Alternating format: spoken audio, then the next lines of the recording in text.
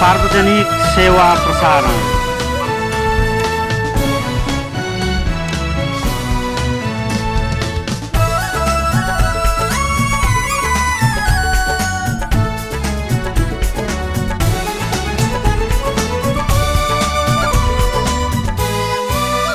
सार्वजनिक सेवा प्रसारण नेपाल टेलिभिजन।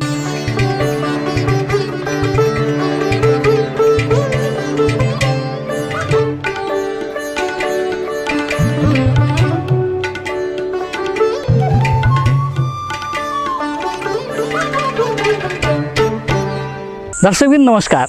और दर्शन कार्यक्रम में हम कार्यक्रम संचालक विक्रमादित्य त्रिपाठी आप लोगन के हार्दिक स्वागत करीत हन। जैसन कि आप लोग जाना जाता है, यह कार्यक्रम के मार्फत हमरे अवधी भाषा, अवधी संस्कृति, अवधी समाज आदि के बारे में अलग अलग किस्म के जानकारी पेश करत आवा गया है। यही संदर्भ में आज हम आप लोगन के सामने पेश करे चाहिए अवधी संस्कृति के बारे के ये जानकारी। अवधी सांस्कृतिक समाज प्राचीन सांस्कृतिक समाज मध्य के एक हो। ये समाज जितने प्राचीन है उतने विविधता से भरपूर है। यह समाज के चाहे लोक साहित्य हो या नृत्य संगीत, चाहे लोक चित्रकला हो या नाट्य परंपरा, हर एक क्षेत्र पारंपरिक रूप से सक्षम और सबल दिखाता है। यही किस्म से यह समाज के संपूर्ण जीवन प्रणाली के प्रमुख आधार यहाँ की प्राकृतिक स्रोत साधन पर आधारित कृषि प्रणाली हो। यही किस्म से यह समाज के लोग पारंपरिक रूप से अलग अलग किस्म के पेशा करत आए हैं। इतने भरनाई ये क्षेत्र पुरातात्विक संपदा से अत्यंत सबल और समृद्ध है। ये भूभाग जहाँ एक और हिंदू धर्मावलंबी लोगन का इष्ट देव मर्यादा पुरुषोत्तम भगवान राम से जुड़ा है, वहीं बुद्ध धर्मावलंबी लोगन का इष्ट देव शांति के अग्रदूत भगवान गौतम बुद्ध के जन्म स्थल लुम्बिनी और उनके क्रीड़ा स्थल तिलौरा कोट यही भूभाग के अंतर्गत में पड़त है। एक साथ पूर्व बुद्ध कनक मुनि के जन्म स्थान यही क्षेत्र अंतर्गत के निगलेहवा में पड़त है, तो पूर्व बुद्ध कृकुचंद के जन्म स्थान गोटिहुओ यही भूभाग के अंतर्गत आवत है। एक साथ बालक सिद्धार्थ गौतम के द्वारा बुद्धत्व प्राप्त करे के बाद गौतम बुद्ध के रूप में अपने मौसी से चीर वस्त्र लिहाज स्थान के रूप में परिचित कुदान के अपने धार्मिक और सामाजिक महत्व है। एक साथ ताम्रेश्वर महादेव के मंदिर यही भूभाग अंतर्गत के तौलिहवा में और प्रसिद्ध बागेश्वरी मंदिर यही भूभाग अंतर्गत के नेपालगंज में अवस्थित होने के बावजूद नेपाल के अन्य समाज के तुलना में अवधी भाषाभाषी समाज के सर्वांगीण विकास के दर में निरंतर कमी आवत दिखात है। एक पीछे के कारण का हुए।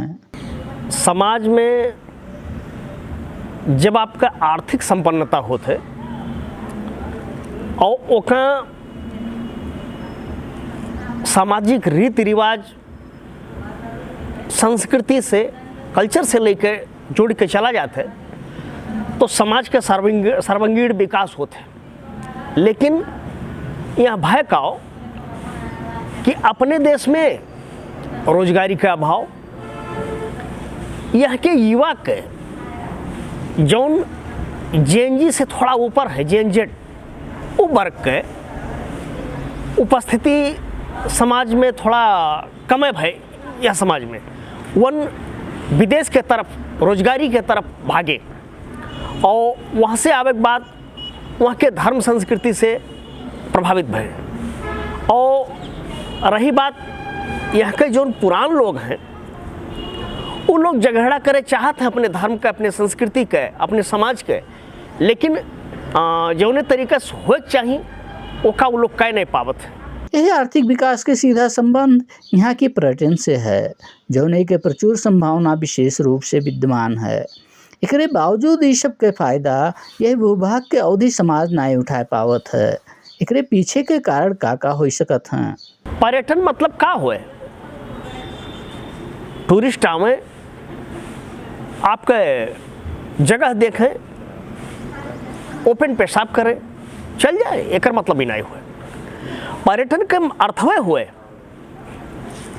कि आय आर्जन के एक ठू रिसोर्स नेपाल के परिप्रेक्ष्य में या कहा जाए कपिल वस्तु के परिप्रेक्ष्य में मुख्यतया जौन बुद्ध संबंधी ओपन म्यूजियम है, वो हमें लागत है कपिल वस्तु इतना पूरे विश्व में या पूरे नेपाल में कहूँ नहीं है। ओपन म्यूजियम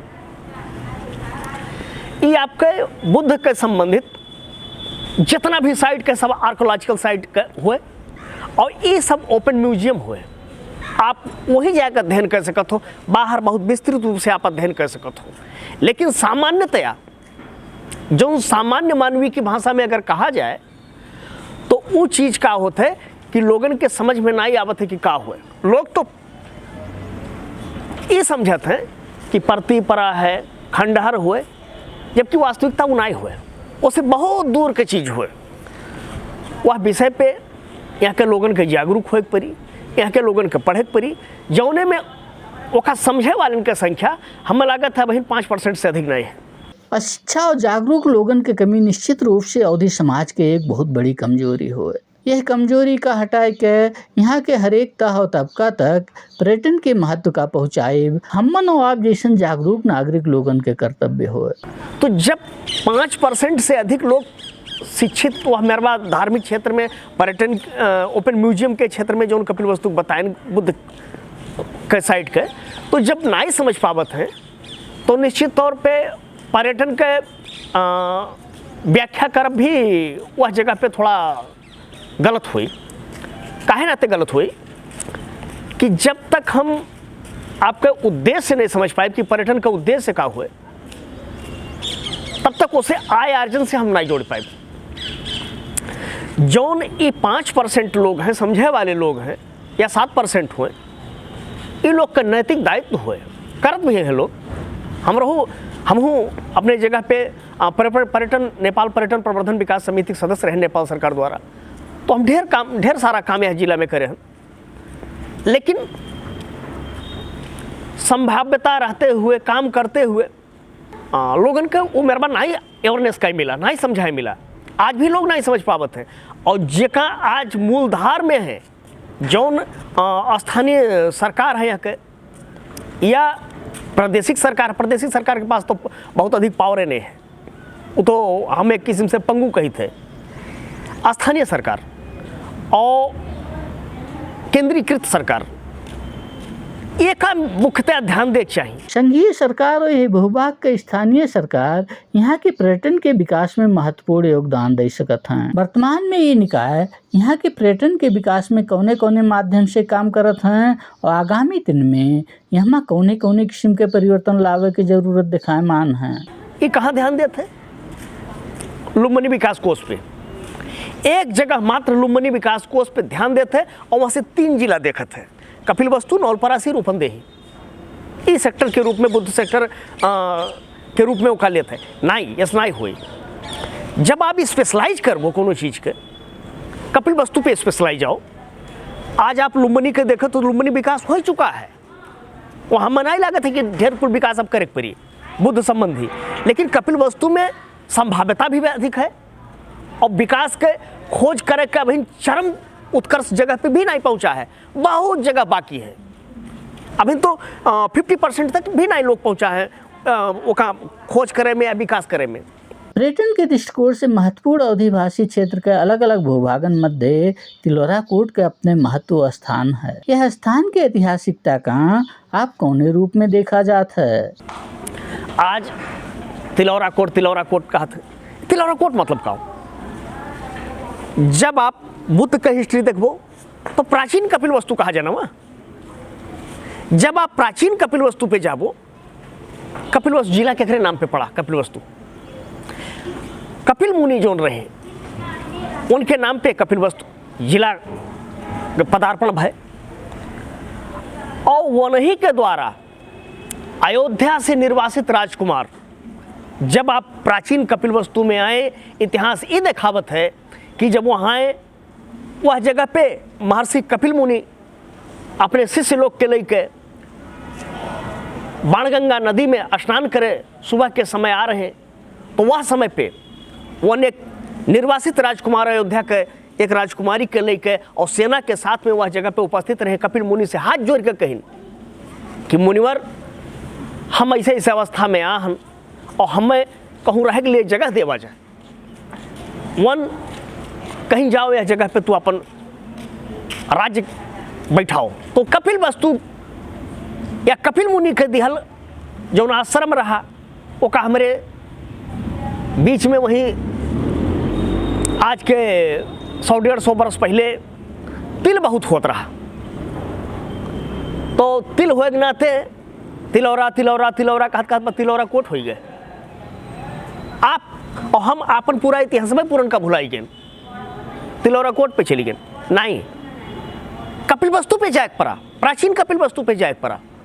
और वह जगह पे जब हम खोज करब, फाहियान जो चीनिया यात्री है वो आके अपने किताब में बाकायदा लिखे हैं, रिसर्च में लिखे हैं कि तिलौरा कोट के पास में एक बाणगंगा नदी बहत है इतने मीटर पे, यहाँ से माउंट एवरेस्ट ऐसे सीधा दिखाते। तो निश्चित तौर पे जौन फाहियान का इस आज ऐसे आप देख सकत हो, वह विषय के लेके चीनिया यात्री के खोज के लेके आज हमारे कितना पहल के हैं। पहल करते हुए भी कुछ कमी कमजोरी हो जाते है, लेकिन उसका छोड़े नहीं पड़ा। निश्चित रूप से अवधी भाषी समाज में रहा ये सब कमी कमजोरी का हटाए के पर्यटन के क्षेत्र में यह प्रचुर संभावना का अर्थोपार्जन के साधन बनाए आज के जरूरत हुए। एकरे खातिर हमन का कैसे आगे बढ़े के चाहिए? अपने संस्कृति के, अपने पर्यटकीय क्षेत्र के जगहरना करे के लिए यहाँ के लोगन में सामाजिक रूप से अवेयरनेस फैलाव पड़ा। जब एक हमारे कराजी स्थानीय स्तर से, तब राष्ट्रीय स्तर से केंद्रीकृत बजट के या प्रदेश से हमारे मांग कर सकी थे। अवधी भाषी भूभाग के पर्यटन के क्षेत्र का यह संभाव्यता के सदुपयोग के से हमन के समाज और राष्ट्र का कौने कौने किस्म से फायदा मिल सकत है। तो ये कहकाव है कि हमारे बहुत दिन से कहता आई थे संभाव्यता है, संभाव्यता संभाव्यता कब तक कहा जाए?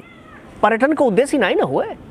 पर्यटन का उद्देश्य हुए विदेश से लोग आवें, देश से दूसरे जिला से आवें, हमन के जिला में टहरें, देखें, हमन के पास कुछ पैसा खर्च करें और हमन के आर्थिक विकास हुए, क्षेत्र का विकास हुए, गांव का विकास हुए, जिला का विकास हुए, वह से राष्ट्र का विकास होता है। और राष्ट्र का जब विकास हुई तो निश्चित तौर पे कपिल वस्तु के ये जितना पर्यटकीय क्षेत्र है ये बहुत बड़ा योगदान करी, राष्ट्र के विकास में बहुत बड़ा योगदान करी, ये हमारा मान्यता हो। अवधी भाषी भूभाग के क्षेत्र में एक और जहाँ यहीं अपने ही गांव घर में अर्थोपार्जन के प्रचुर संभावना है, तो दूसरे ओर हमारे यहाँ के लोग पारंपरिक कृषि और वैदेशिक रोजगार की तरफ विशेष रूप से आकर्षित हैं। यह स्थिति में हमन के आज की वास्तविक जरूरत का आप कौने रूप में देखा जाता है?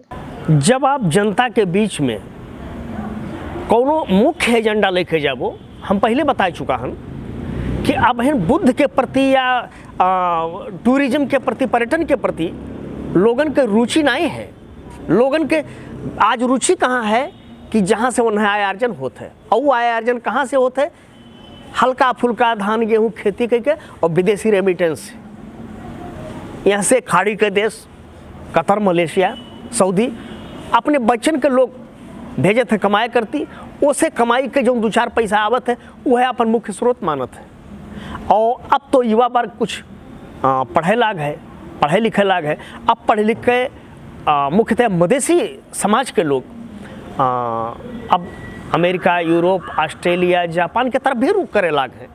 लेकिन जौन हमन के पहले भी कहनी है बतिया, हमन का संस्कृति है, सभ्यता है, धर्म है, पर्यटन है, जब तक वो पे निगाह नहीं दौड़ावा जाए, वो पे जोड़ नहीं देवा जाए, तो आओ वाला पुस्ता हमें लागे तो भुला जाए। यह जरूरत का यहाँ के जन जन तक पहुँचाई आज के जरूरत हो। एकरे खातिर हमन का करे की जरूरत महसूस किया जाता है। एक याद कराओ के लिए स्थानीय सरकार सामाजिक अवेयरनेस के माध्यम से कुछ ना कुछ कार्यक्रम जनता के बीच में लेके जाए पड़ा।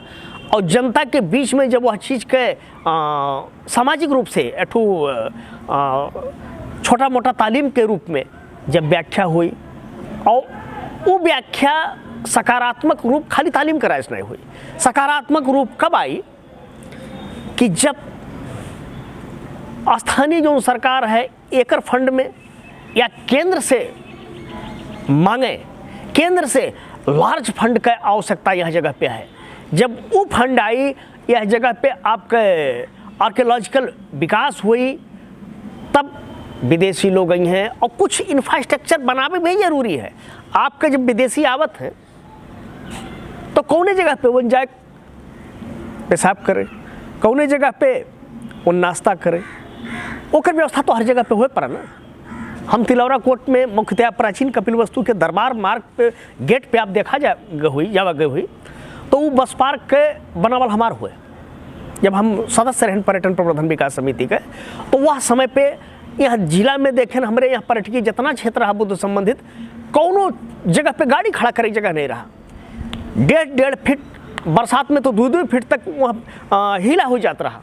तो लोग हमसे आ कहीं कि आप यह जगह पे अगर आप चलेगा हो तो आप यह क्षेत्रवासी हो, आपका नैतिक दायित्व हो कि यह जगह पे कुछ करा जाए। तो हम केंद्र से मांग करे के बाद में कपिलवस्तु पर्यटकीय क्षेत्र विकास के नाम पे वो का बजट रखवावा गए। बजट रखे के बाद में वो का आज बस पार्क बन गया है। आप जावा जे देखा जे यूरिनल बन गया है। आज अंदर लोग पेशाब करते रहे। जब प्राचीन कपिलवस्तु दरबार में आवत रहे तो पर्यटक जाते रहे, अंदर पेशाब करते हैं। बहुत हमें पीड़ा होता रहा वह समय पे, बहुत पीड़ा होता रहा कि ये खाली पेशाब करे वाला जगह हुआ। तो आज यूरिनल बन गया है, टॉयलेट बन गया है, वह जगह पे पेशाब करते हैं। 1-2 आदमी रोजगारी भी पाई गए हैं। ई सब व्यवस्थापन के साथ है पर्यटक लोगन का आकर्षित कई के आर्थोपार्जन के जरिया बनावे की खातिर यह भूभाग में और का करे के जरूरत देखा जाता है। वह जगह पे बढ़िया दुकान खुल जाए, रेस्टोरेंट खुल जाए, चाय पानी बढ़िया बढ़िया व्यवस्था हो जाए। आपके हमन के जो स्पेशलाइज चीज़ होते हैं कपिलवस्तु के, हर जिला में आप जावागे हुई हमन के नज़दीक के छिमेकी राष्ट्र मित्र राष्ट्र भारत, तो हर एक जिला में कुछ ना कुछ स्पेशलाइज चीज़ होते वह जिला के। तो हमारे जिला के स्पेशलाइज का हो, तो हमन के जिला के ये स्पेशलाइज चीज़ हुए कि गौतम बुद्ध के समय पे राज प्रसाद जो वह समय चावल होता रहा वो काला नमक रहा, हमरे का पेटेंट करा जाए ना। आज हमन के छिमेकी राष्ट्र सिद्धार्थ नगर वो पेटेंट कर चुका है काला नमक के, हमरे चुक गए आज। और जबकि वो ओरिजिनल हमन का हुआ है काला नमक, हमन के खेत में काला नमक लगाए जाते हैं, हम स्वयं लगाए थे काला नमक। हर साल पहले अपेक्षा तो बहुत कम है, पहले 20 कट्ठा 30 कट्ठा काला नमक दादा बाबा लगावत रहे, नहीं पैदा होता रहा, बहुत कम पैदा होला। लेकिन हम रहू 2-4 कट्ठा लगाईला जौने से ओकर कुछ तो स्वाद मिले, कुछ तो देखा जाए पुरान बाप दादा लोग के कौन चीज़ विरासत है। तो ये हमन का बुद्ध के समय विरासत हुए, तो वो का हमारे पेटेंट नहीं करवा पाए। तो वो का जब हमारे पेटेंट करा जाते या पेटेंट नहीं कर पावा गए तो हमन का ओरिजिनल चीज़ तो हमन का हुआ पेटेंट रहे या ना रहे। आज ओकर दुकान यह खुलत कपिलवस्तु को स्पेशल किए वह जगह पे हमरो काला नमक।